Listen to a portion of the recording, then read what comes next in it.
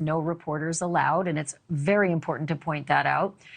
Earlier, Christy Gonsalves, Kaylee's mother, said in an interview that her family learned about that vehicle at the same time and in the same way that everybody else did, with a press release.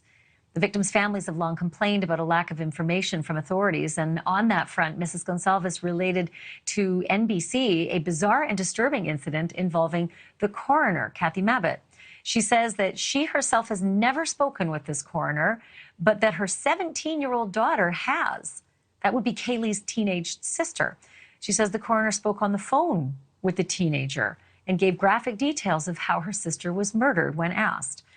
To help break all of this down, I want to bring in Bobby Chacon. He is a former FBI special agent and expert in criminal investigations. He also happens to be an attorney. Bobby, thank you for being here. So much to go over with you. First, about that issue where the coroner tells a 17-year-old sibling what exactly happened to her sister. That doesn't sound like protocol to me.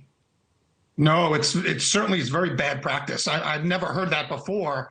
Talking to a minor family member, sister of a victim. I mean, that's poor practice. I mean, all communication should be consolidated. There should be one point of contact with the authorities to the families. They should be updated on a regular basis. This way, they're not going to 3 or 4 different sources. The coroner's office, and I get it. The coroner's office operates separately than the police department, separately than the prosecutor's office. But they all got to get on the same page, and they've got to put one person in point of contact that can update the families and keep the families in the loop. Would it be protocol for the coroner to be able to speak to parents if the parents wanted that information? I mean, they're adults. Yeah, sure. I think that I've heard that happen before. But again, you do it in conjunction with the investigators, because obviously there's stuff maybe in the coroner's reports that you don't want getting out, even to the family, yeah.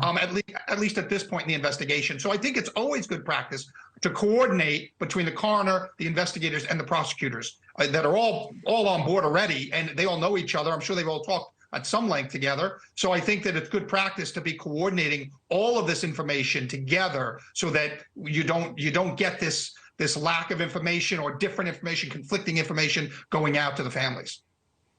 So the other issue Brian was able to break today was that manager of the store said, Kaylee